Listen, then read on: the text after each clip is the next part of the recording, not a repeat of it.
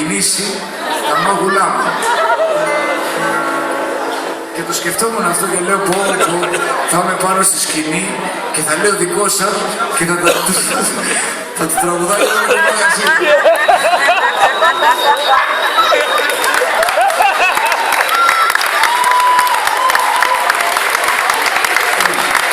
Αλλά τελικά δεν είναι. Εκτός αν...